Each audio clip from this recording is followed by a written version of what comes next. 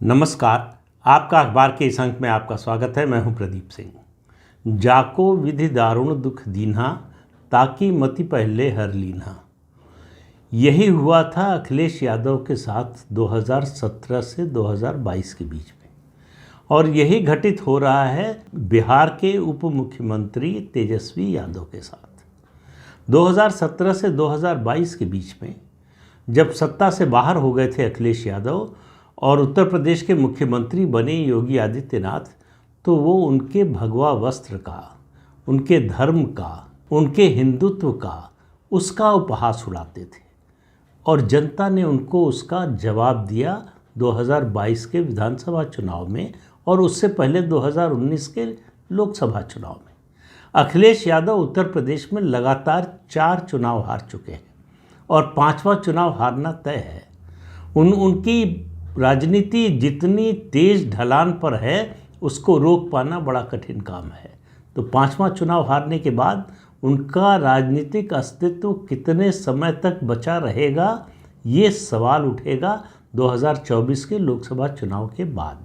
लेकिन आज बात अखिलेश यादव की नहीं हो रही है, आज बात हो रही है तेजस्वी यादव की। तेजस्वी यादव जब से सत्ता मिली है, जब से उनके चचा जो है उनके साथ आए हैं और उनको डिप्टी सीएम बनाया है, उनको लग रहा है कि वो देश के प्रधानमंत्री बन गए हैं। और वो उप मुख्यमंत्री बिहार के नहीं हैं, वो बिहार के राजा हैं। उनका बोलने का अंदाज़, उनका तरीका, जिस तरीके से वो बात करते हैं, जिस घमंड और जिस अभिमान के साथ बात करते हैं, उससे लगता है कि सत्ता सर चढ़कर बोल रही है। उन्होंने हमला किया है किस पर? योगी आदित्यनाथ के भगवा वस्त्र पर। और जब कोई आकंठ डूबा हुआ, भ्रष्टाचार के आरोपों में आकंठ डूबा हुआ व्यक्ति एक ईमानदार व्यक्ति पर कीचड़ उछालता है, तो वो कीचड़ उसी के मुंह पर आता है। तेजस्वी यादव के साथ ऐसा ही होने वाला है। उन्होंने कहा कि उत्तर प्रदेश के लोग कहने लगे हैं कि हमारे मुख्यमंत्री सिर्फ घंटी बजवाते हैं। तो तेजस्वी यादव किस दुनिया में रहते हैं, कहाँ रहते हैं? अब उनको शायद एक ही बात समझ में आती है कि नौकरी दो, उसके बदले ज़मीन लो। तो नौकरी देकर ज़मीन लेने के लाभार्थी अर्धशिक्षित नेता को ये ठेका पट्टा, इसी सब की भाषा समझ में आती है। उनको गवर्नेंस की भाषा समझ में नहीं आती है। उत्तर प्रदेश में मुख्यमंत्री बनने के बाद योगी आदित्यनाथ के उत्तर प्रदेश का कायाकल्प हो रहा है हर दृष्टि से। योगी आदित्यनाथ का जो लॉ एंड ऑर्डर मेंटेन करने का मॉडल है, वो पूरे देश के लिए एक उदाहरण बन गया है। हर प्रदेश की जनता चाहती है कि उनके प्रदेश का मुख्यमंत्री योगी आदित्यनाथ जैसा हो। और उनके गवर्नेंस मॉडल की बात करें तो पिछले 6 सालों में जितना निवेश उत्तर प्रदेश में आया है, नॉर्थ इंडिया के किसी और राज्य में नहीं आया, और लगातार आ रहा है। छोटी छोटी बातों से आप अंदाज़ा लगाइए कि किस तरह से बदलाव किया है।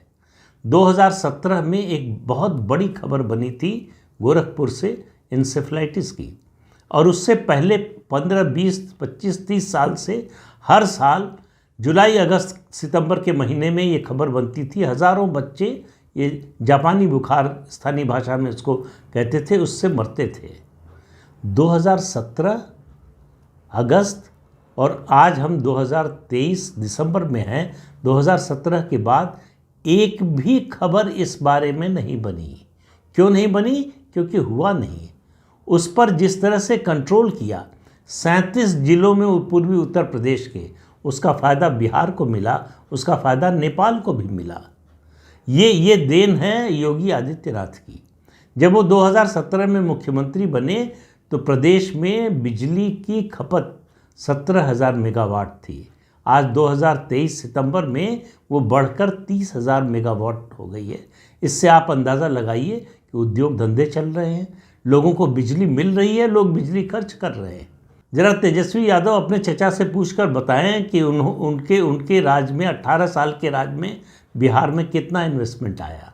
अयोध्या में 2017 में 2 होटल थे, आज 138 होटल चल रहे हैं। किसी भी प्रदेश की प्रगति का अंदाज़ा वहाँ होने वाली इकोनॉमिक एक्टिविटीज़ से लगता है, जो आर्थिक गतिविधियाँ हो रही हैं उनसे लगता है। मैं बनारस की और दूसरे शहरों की तो बात ही नहीं कर रहा हूँ। जिस तरह से कायाकल्प हो रहा है उत्तर प्रदेश अगले 3-4 साल में, मुश्किल से 3 साल में देश का ऐसा प्रदेश बन जाएगा जहाँ सबसे ज़्यादा एक्सप्रेसवे होंगे। जरा तेजस्वी यादव बताएं कि बिहार में कितने एक्सप्रेसवे बने हैं या कितने एक्सप्रेसवे बनाने की योजना है। बने हुए तो छोड़ ही दीजिए, 18 साल से उनके पिता, उनकी माँ और उनके चाचा की सत्ता है। तो ये तीनों ने मिलकर क्या किया है बिहार के लिए। योगी आदित्यनाथ ने उत्तर प्रदेश को बीमारू राज्य की श्रेणी से निकालकर रेवेन्यू सरप्लस स्टेट बना दिया है। ये है उनका गवर्नेंस का मॉडल। उनके लॉ एंड ऑर्डर के मॉडल की तो मैंने बात की, जिसकी प्रशंसा पूरे देश में हो रही है। तेजस्वी यादव अगर अखिलेश यादव से सबक ले लेते तो शायद इस तरह की बात न करते।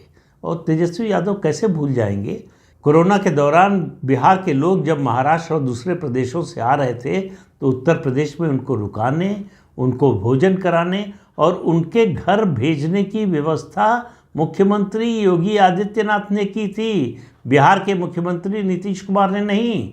नीतीश कुमार तो उन लोगों को अपने प्रदेश में घुसने से रोकने की कोशिश कर रहे थे। मजबूरी में जब वहाँ लोग पहुँच गए, बॉर्डर पर उतर गए और अंदर घुसने की कोशिश करने लगे, तब जाके किसी तरह से उनको अंदर आने दिया गया। ये है बिहार का मॉडल है और ये है उत्तर प्रदेश का मॉडल। अभी शिक्षकों की भर्ती हुई है बिहार में। ज़्यादातर शिक्षक जो है वो उत्तर प्रदेश से भर्ती हुए हैं। बिहार की शिक्षा व्यवस्था का अंदाज़ा इसी बात से लगाइए कि अच्छे शिक्षक भी नहीं मिल रहे हैं। अच्छे शिक्षकों के लिए भी बिहार को उत्तर प्रदेश का मोहताज होना पड़ रहा है। योगी आदित्यनाथ जो काम कर रहे हैं वो तेजस्वी यादव, लालू प्रसाद यादव, यहाँ तक कि मैं कह रहा हूँ नीतीश कुमार की भी समझ से परे है। वो भारत की सांस्कृतिक विरासत को रिक्लेम करने का काम कर रहे हैं। वो सांस्कृतिक पुनर्जागरण का काम कर रहे हैं।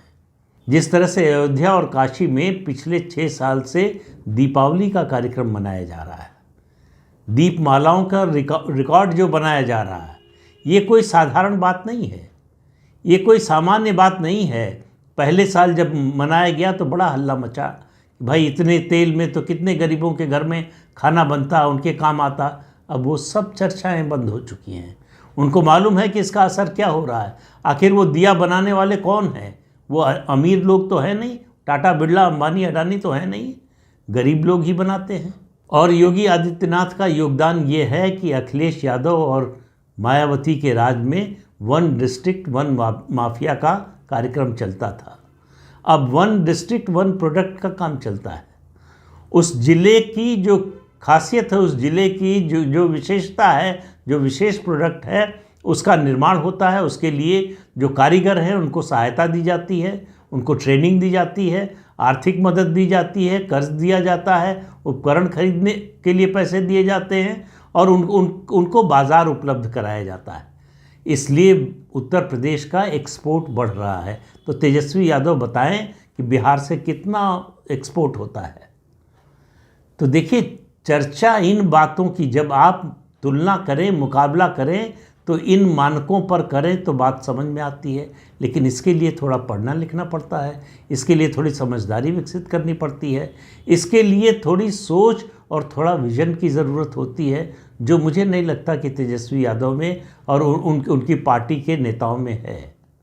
जिस तरह का आचरण उनकी पार्टी के नेता कर रहे हैं, जिस तरह से उनकी पार्टी की नीति बन गई है, हिंदू धर्म को गाली देना, हिंदू धर्म का अपमान करना, एक के बाद एक उनके मंत्री, उनके वरिष्ठ नेता हिंदू धर्म के खिलाफ बोल रहे हैं, जबकि वो खुद हिंदू हैं, उन्हें मालूम है।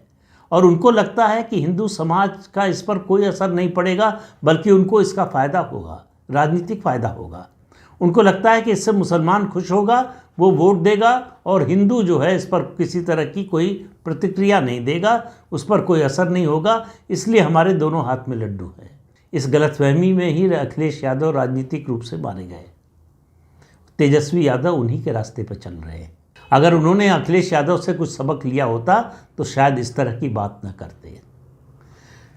योगी आदित्यनाथ के भगवा वस्त्र पर हमला करना, ये काम जो है अखिलेश यादव ने भी किया।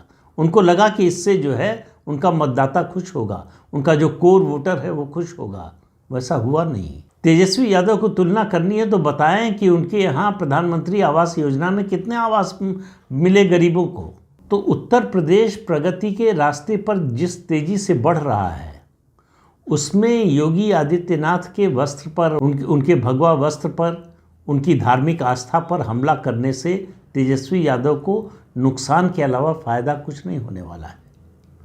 तो ये जो राजनीति है घटिया दर्जे की, निम्न मानसिकता की, उस राजनीति का जवाब जनता देने के लिए तैयार है, मतदाता देने के लिए तैयार है। और 2024 का लोकसभा चुनाव और उसके बाद 2025 का बिहार विधानसभा का चुनाव आप देखते रहिए, उसका नुकसान उठाने के लिए तेजस्वी यादव, उनकी पार्टी, उनके चचा सब तैयार रहे। तो तेजस्वी यादव हों, उनके मंत्री हों, उनकी पार्टी के दूसरे वरिष्ठ नेता हों, जिस तरह से हिंदू धर्म पर हमला बोल रहे हैं और उन्होंने जिस तरह से गोरक्षनाथ पीठ के पीठाधीश्वर पर हमला किया है, निजी हमला किया है, उनकी सरकार की आलोचना करते तो बात समझ में आती है, उनकी सरकार के कामकाज की आलोचना करते तो बात समझ में आती है। एक व्यक्ति जिसकी ईमानदारी की मिसाल दी जा सकती है, उस पर आरोप कौन लगा रहा है? जो भ्रष्टाचार के आरोपों से घिरा हुआ है, जो किसी भी दिन जेल जा सकता है, जेल की सलाखें उसका इंतज़ार कर रही हैं। तो उस व्यक्ति की क्रेडिबिलिटी क्या है, उसकी साख क्या है, उसकी बातों की विश्वसनीयता क्या है? ऐसा व्यक्ति जब इस तरह के आरोप लगाता है तो वो पलटकर उसी पर आता है और वही होने वाला है तेजस्वी यादव के साथ। सिर्फ देखते रहिए, समय का इंतज़ार कीजिए, ज़्यादा समय नहीं लगने वाला है। तो इस अंक में इतना ही। अगले अंक में फिर मिलेंगे किसी नए मुद्दे के साथ। तब तक के लिए अनुमति दीजिए। आपसे अनुरोध है कि चैनल देखिए, शेयर कीजिए, लाइक कीजिए और सब्सक्राइब ज़रूर कीजिए। नमस्कार।